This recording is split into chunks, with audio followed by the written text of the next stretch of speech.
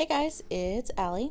In today's video, I'm going to be doing a Dutch pour. So this technique was made famous, at least as far as I know, by Renske Downa, and I'll link her in the description box because her Dutch pours are absolutely perfect.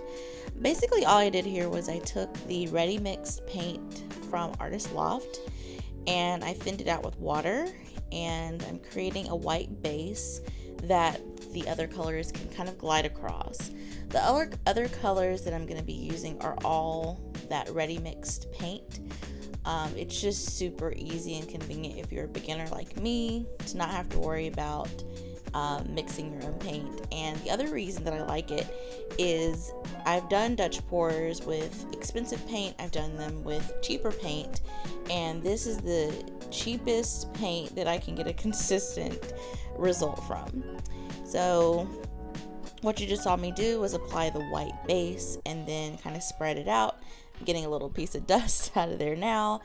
And here are my colors. My colors were Phthalo Blue, bright blue, bright blue, Aqua Green, and I can't remember what that red is called. It might just be red, I'm not sure.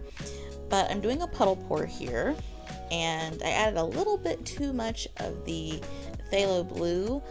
Or is that the bright blue? I get them confused.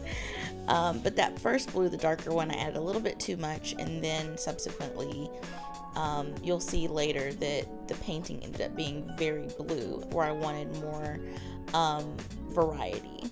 So that was a little mistake that I made, but I need to show you my mistakes as well as my successes. So I just apply those colors. I also would have gone back in the middle with a few drops of white to get a better result.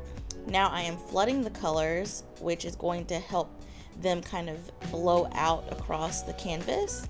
I'm going to blow the white over, and then I'm going to blow the colors back out, just like that, and get stuck on the plastic.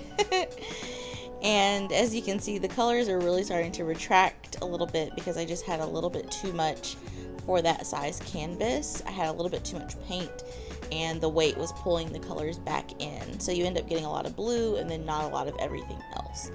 But I'm still happy with the result. I think it's pretty.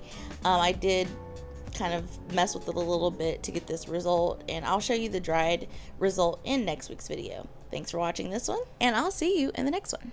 Bye.